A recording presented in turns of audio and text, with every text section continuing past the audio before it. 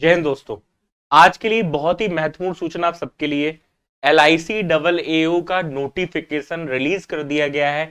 ये आप notification LIC की ऑफिशियली वेबसाइट पर भी देख सकते हैं। ठीक है, आज जो हमारा ये वीडियो उसके अंतर्गत आज हम ये समझने वाले हैं कि ये जो नोटिफिकेशन है, तो इस नोटिफिकेशन के अंतर्गत योग्यता क्या है, सिलेबस क्या है, एग्जाम की डेट क्या है और आखिर इस एग्जाम में क्या क्या चीजें पूछी जाती हैं और क्या हम कहीं ना कहीं बैंकिंग के स्टूडेंट है, बैंकिंग एस्पिरेंट्स हैं, तो क्या हमारे लिए फॉर्म भरना उचित रहेगा या फिर नहीं, और क्या ये जॉब बैंकिंग ऑफिसर से या कहीं ना कहीं असिस्टेंट से ज्यादा बेहतर है या नहीं। आज इस वीडियो के माध्यम से ये सारे डाउट आपके क्लियर होंगे, तो कहीं ना कहीं स्टार्टिंग से लेकर लास्ट तक आप वीडियो में बने रहे तो ज्यादा बेहतर होंगे, सारे डाउट आपके कंप्लीट कर दिए जाएंगे। इसके अलावा यदि किसी का कोई डाउट रहता है तो लास्ट में आप कमेंट बॉक्स पे अपने कमेंट के माध्यम से अपने डाउट पूछ सकते हैं।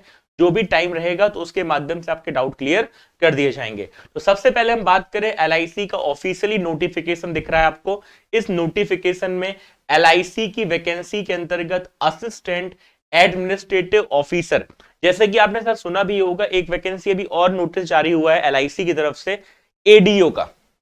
तो ADO की वैकेंसी और इसके बाद में ये वैकेंसी आ रही है डबल AO। ADO का भी नोटिस जारी हुआ, उसका ऑफिशियल नोटिफिकेशन नहीं आया। तो जनरली होता क्या है कि यदि हम LIC की बात करें तो LIC हमारा इंश्योरेंस कंपनी में आता है। LIC के अलावा कुछ और एग्जाम होते हैं जिसमें NIACL insurance, national insurance, UIACL जिसके अंतर्गत यूनाइटेड इंश्योरेंस, और साथ ही साथ सबसे अच्छी बात है कि जो स्टूडेंट कहीं ना कहीं बैंकिंग की तैयारी कर रहे हैं तो उनका सिलेबस और इसका सिलेबस काफी हद तक सेम है। केवल और केवल एक एक्स्ट्रा पार्ट इसमें जुड़ता है, वो है इंश्योरेंस वाला पार्ट, जो बीमा वाला पार्ट है वो आपको यहां पर अलग से पढ़ना पड़ेगा। सबसे पहले बात कर लेते हैं वैकेंसी कितनी है। तो इस वैकेंसी के अंतर्गत डबल AO के अंतर्गत जो वैकेंसी है वो आपको टोटल जो वैकेंसी वो 300 है। ठीक है, टोटल कितनी वैकेंसी है? 300 वैकेंसी है। सैलरी की बात करें तो बहुत अच्छी खासी सैलरी है यहाँ पर, तो सैलरी को लेकर कोई भी डाउट यहाँ पर आपका नहीं होना चाहिए, क्योंकि यहाँ सैलरी कहीं ना कहीं बैंक का जो PO है, प्रोबेशनरी ऑफिसर है, उससे कहीं ना कहीं ज्यादा फैसिलिटी और ज्यादा बेहतर चीजें आपको यहाँ पर मिल सकती हैं। ठीक है, देखिए पहले हम बात कर लेते हैं टोटल वैकेंसी की। टोटल वैकेंसी आपको यहाँ पर कितनी दिख रही है? 300 वैकेंसी दिख रही है, जिसके माध्यम से जो करंट ईयर है, इस करंट ईयर में इन्होंने LIC ने जो वैकेंसी दी है 277, यानी अर्थात 277 वैकेंसी दी है। जबकि बैकलॉग यानी वो पद जो पूर्व में नहीं भरे गए, उनके लिए यहां पर जो वैकेंसी है वो आपको 23 वैकेंसी यहां पर दिख रही है। टोटल कितनी वैकेंसी हो जाती है? 300 वैकेंसी, और 300 वैकेंसी कहीं ना कहीं डबल AO में काफी वैकेंसी होती है, क्योंकि सेंट्रल गवर्नमेंट का एग्जाम है केंद्र सरकार के अंतर्गत। ठीक है, इसके अलावा बाकी ये है सारी वैकेंसी। ठीक है, चलिए आगे यदि हम चर्चा कर लेते हैं रिजर्वेशन की, तो रिजर्वेशन आपका यहाँ पर इंटेलेक्चुअल और विजुअल जो पर्सन है उनके लिए अलग अलग यहाँ पर रिजर्वेशन दिए हुए हैं, क्योंकि आप लोग जनरली कैटेगरी में OBC SC ST कैटेगरी में आएंगे, तो जिसके अंतर्गत जो रिलैक्सेशन है नॉर्मली आपको मिलता है। OBC की बात करें तो 3 साल का, ST में आपको 5 साल का रिलैक्सेशन मिलता है। अब आपके लिए यहां पर जो पॉइंट इंपॉर्टेंट है, जो आपको कहीं ना कहीं मैं जरूर बोलूंगा, इसका स्क्रीनशॉट आप जरूर ले लें, क्योंकि फॉर्म भरना हमारे लिए काफी इंपॉर्टेंट टास्क होता है, और सबसे इंपॉर्टेंट होता है कि फॉर्म हमें कब भरना चाहिए। ठीक है, तो यहां पर डेट आपको दी गई है वो है 15 जनवरी 2023। 15 जनवरी 2023 ये वो डेट है जब आपके फॉर्म स्टार्ट हो गए, ऑनलाइन भरना है ना, फिल होना स्टार्ट हो गए हैं, और इसकी जो लास्ट डेट है रजिस्ट्रेशन की वो 31 जनवरी है। तो बिल्कुल समय मत गंवाना, समय से फॉर्म भर देना। यदि आप लोग कहीं ना कहीं बैंकिंग एस्पिरेंट्स हैं तो उनके लिए मैं जरूर बोलूंगा ये फॉर्म आपको जरूर भरना चाहिए। ठीक है, लास्ट डेट हो जाएगी 31 जनवरी 2023, और सबसे इंपॉर्टेंट है कि इसके भी एग्जाम समय से होते हैं और समय से रिजल्ट आते हैं, तो ज्यादा दिक्कतें नहीं आती हैं, समय बिल्कुल भी नहीं लगता। प्रीलिम्स होता है, मेंस होता है, फिर आपका इंटरव्यू और जो आगे फेज है वो कंप्लीट होते हैं। ठीक है, इसमें यदि हम बात करें तो इसमें 3 फेज है, पहले प्रीलिम्स है, फिर मेंस है, फिर इंटरव्यू है।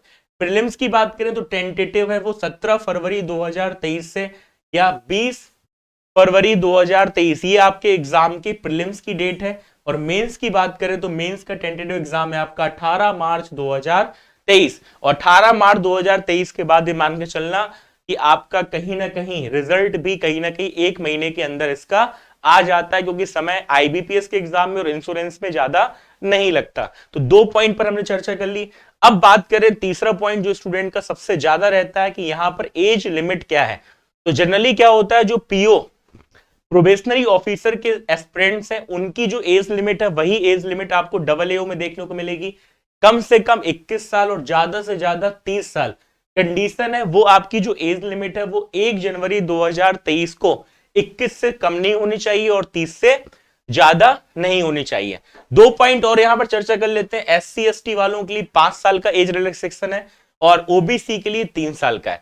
बाकी नॉर्मल बाकी जो कैटेगरी उनके लिए अलग से यहां पर एज रिलैक्सेशन दिए गए हैं। क्वालिफिकेशन क्या चाहिए, तो नॉर्मल आपका किसी भी यूनिवर्सिटी में बैचलर डिग्री ग्रेजुएशन कंप्लीट होना चाहिए, ग्रेजुएशन कंप्लीट होना चाहिए, bachelor degree in any discipline from a recognised Indian university अर्थात इंस्टीट्यूट। ठीक है, चलिए आगे और डेटा डिस्कस कर लेते हैं। अब भाई बात आ गई सैलरी की। तो मैंने आपको स्टार्टिंग में बोला था सैलरी यहां बहुत अच्छी खासी है। अब आप यहां पर देखिएगा, यहां पर लिखा भी है बेसिक पे ऑफ 53,600, 53,600 ये पर मंथ सैलरी है। और यदि आप ए क्लास के अंतर्गत जो सिटी है ना, मेट्रो सिटी, आप उसमें जाते हैं जिसमें आपका मुंबई हो गया, बेंगलुरु हो गया, चंडीगढ़ है, पुणे है, ठीक है। तो यदि इन शहरों में आप कहीं ना कहीं जॉब करेंगे तो इसमें रिलेशन दिया हुआ है, ये आप देखिएगा 53,600 90,630 एंड 1,02,090, ठीक है, ये दिया हुआ है। और अलाउंसेस और बाकी सारी चीजें मिलाकर आपकी सैलरी यदि ए क्लास सिटी में है तो लगभग आपकी 92,870 सैलरी आपकी बनेगी। तो कहने का मतलब ये जो स्टार्टिंग मैंने आपसे बोला कि क्या ये पीओ यानी प्रोबेशनरी ऑफिसर से ज्यादा बेहतर है, तो मैं बोलूंगा यस बिल्कुल, क्योंकि देखो जो बेनिफिट्स हैं वो कहीं ना कहीं आपको यहां पर बैंक ऑफिसर से ज्यादा देखने को मिल जाएंगे। तो ये कहीं ना कहीं आपको चॉइस फिल जरूर करना चाहिए, ठीक है। इसके अलावा आप देख रहे हैं मेडिसिन है, मेडिकल बेनिफिट्स हैं वो अलग मिल रहे हैं, इंश्योरेंस एक्सीडेंट के वो अलग है, मील कूपन भी यहाँ पर है, 2 व्हीलर 4 व्हीलर के लिए लोन के लिए आपके फैसिलिटी इंश्योरेंस का वो ये सारा का सारा आपको मिल जाएगा। तो बहुत सारे बेनिफिट्स हैं इंश्योरेंस के आपको यहाँ पर देखने को मिलेंगे, ठीक है। चलिए आगे बात कर लेते हैं। हाँ, अब बात आती है फॉर्म भरने की। फॉर्म भरने में कितना यहाँ पर अमाउंट लगेगा, फीस कितनी है। तो यहाँ पर जो स्टूडेंट्स हैं आपके अदर कैटेगरी के अंतर्गत उनके लिए जो फीस है वो 700 रुपए प्लस जीएसटी है, ठीक है। बाकी लोगों के लिए आपकी जो एससी एसटी और कैटेगरी के स्टूडेंट्स हैं उनके लिए आपको जो फीस है वो 85 रुपीज और जीएसटी चार्जेस आपको यहाँ पर मिलेगा। अब बात करते एग्जाम की। तो इसमें पहला जो एग्जाम होगा वो प्रीलिम्स का होगा। प्रीलिम्स में क्या होगा, 3 सेक्शन होंगे। जनरली आपने देखा होगा बैंकिंग एग्जाम में भी 3 पार्ट होते हैं, रीजनिंग होता है, मैथ्स होता है, क्वांट होता है और तीसरा क्या होता है, इंग्लिश होता है। अब यहां पर एक बहुत इंपॉर्टेंट तथ्य वो ये कि यहां पर क्वालिफाइंग है ना, क्वालिफाइंग है कि इतने नंबर तो आपको हर एक पार्ट में लाने हैं। जिसके अंतर्गत रीजनिंग की बात करें तो रीजनिंग के क्वेश्चन आएंगे 35, क्वांट अर्थात मैथ के आएंगे 35 और इंग्लिश के यहां पर क्वेश्चन कितने आएंगे 30। अब कंडीशन क्या है भैया, जरा ध्यान समझना। कंडीशन ये है कि जो 35 क्वेश्चन आपके आएंगे रीजनिंग के, मार्क्स तो 35 होंगे, लेकिन यहां पर कंडीशन है कि आपको ये क्वालिफाइंग करना होगा। और क्वालिफाइंग ये है कि यदि आप एससी एसटी और अदर कैटेगरी हैं तो यहां 16 नंबर है ना, और इंग्लिश में आपको 9 नंबर लाने ही पड़ेंगे। और दूसरी कंडीशन है कि अदर कैटेगरी की बात करें, जनरल है, बाकी कैटेगरी है, तो यहां पर 18 नंबर रीजनिंग और क्वांट में और इंग्लिश में आपको 10 नंबर लाने होंगे। हर एक पार्ट को करने के लिए आपको 20 मिनट का समय मिलेगा। तो यहां पर क्वालिफाइंग भी है, ओवरऑल कट ऑफ वो अलग चीज है, लेकिन यहां क्वालिफाइंग भी आपको करना होगा। तो ये बात हो गई किसकी, प्रीलिम्स की। यदि आप प्रीलिम्स क्वालिफाई करते फिर आप पहुंचोगे भैया मेंस में, है ना। कहां पहुंचोगे, मेंस में। मेंस में आपके यहां पर पार्ट कितने दिख रहे हैं, 5 पार्ट है, जिसके माध्यम से 4 तो पार्ट वो हो गए जो कि एग्जाम में आपको कहीं ना कहीं पेपर एमसीक्यू फॉर्मेट में करना है, और एक अलग से यहां पार्ट है वो है ऐसे और लेटर राइटिंग का, ठीक है, लेटर और ऐसे राइटिंग का, जिसमें एक आपका ऐसे आएगा और एक आपका लेटर राइटिंग भी आपको देना है। और मेंस की बात करें 4 पार्ट हो गए। 4 पार्ट के अंतर्गत जरा इसको समझ लेते हैं। तो पहला जो पार्ट है वो है आपका रीजनिंग का। रीजनिंग में क्वेश्चन आएंगे 30, जबकि हर एक क्वेश्चन 3 नंबर का होगा, तो मार्क्स कितने हो गए, 90। और यहां पर कंडीशन है फिर से कि क्वालिफाइंग करना पड़ेगा। एससी एसटी कैटेगरी में 40 नंबर, बाकी के लिए 45 नंबर। और इस रीजनिंग को करने के लिए आपको 40 मिनट का समय मिलेगा। दूसरी बात करते हैं जनरल अवेयरनेस की, करंट अफेयर्स की। तो इसमें भी क्वेश्चन आएंगे 30 और हर एक क्वेश्चन के लिए जो नंबर होंगे वो दो नंबर का होगा, इसलिए टोटल मार्क्स कितने हो गए 60। और इसको भी क्वालिफाइंग करना है, तो ये चीज आपके लिए एक नई हो गई कि हर एक पार्ट को क्वालिफाई करना भी जरूरी है। यदि आप क्वालिफाई नहीं करेंगे तो आप बाहर हो जाएंगे। एक ओवरऑल कट ऑफ वो अलग चीज है, लेकिन यहां पर कट ऑफ के साथ साथ आपको क्वालिफाइंग करना भी जरूरी है। तो देखो करंट अफेयर्स वाले पार्ट में क्वालिफाइंग कितना है आपका, यहां पर कैटेगरी जनरल में 30 और बाकी सबके लिए कितना है 27। ठीक है, इसमें टाइम मिलेगा आपको 20 मिनट का, क्योंकि बहुत कम समय में आप क्वेश्चन कर लेंगे। फिर आता है आपका अरिथमेटिक मैथ्स वाला पार्ट। मैथ्स के अंतर्गत यहां पर आता है डेटा एनालिसिस और इंटरप्रिटेशन, अर्थात जिसको हम बोलेंगे डीआई वाला पार्ट। तो इसमें क्वेश्चन आएंगे 30, हर एक क्वेश्चन 3 नंबर का, 90 नंबर। और यहां पर जो कैटेगरी की बात करें तो यहां पर हो जाएंगे 45 और बाकी कैटेगरी के लिए आपका 40 यहां पर क्वालिफाइंग आपको करना है। इसके लिए आपको टाइम मिलेगा 40 मिनट का। कितना टाइम मिलेगा? 40 मिनट का। बस एक नई चीज मिलती है, यदि आप बैंक से कहीं ना कहीं थोड़ा डिफरेंट है या बैंक पीओ के साथ साथ आप इंश्योरेंस फोकस करना चाहते हैं लेकिन आपने इंश्योरेंस नहीं पढ़ा, तो एक नया पार्ट आपको यहां पर मिल रहा है, वो इंश्योरेंस वाला पार्ट। इसमें बैंकिंग भी कवर होगा और बैंकिंग के साथ साथ आपका इंश्योरेंस भी आएगा। तो ये आपके लिए एक नया आ गया, जिसमें क्वेश्चन 30 आएंगे और हर एक क्वेश्चन 2 नंबर का होगा। तो नंबर कितने हो गए आपके पास? 60। और साथ ही साथ यहां पर भी क्वालिफाइंग है कि इस 60 में से आपको 30 नंबर या 30 नंबर यहां पर लाने ही लाने, तभी कहीं ना कहीं आगे आपका कट ऑफ क्लियर होगा। तो ये बात हो गई आपकी मेंस की। लास्ट में आपका यहां पर लेटर राइटिंग, ऐसे राइटिंग है, जिसमें एक ऐसे राइटिंग आएगा और दूसरा आपका लेटर राइटिंग आएगा, जो आपको उसी समय इंग्लिश में कीबोर्ड से टाइप करना होगा। और ये भी आपका नंबर जो देगा 25 नंबर का होगा और ये भी आपका क्वालिफाइंग है, जिसके लिए आपको आधा घंटे का समय मिलेगा।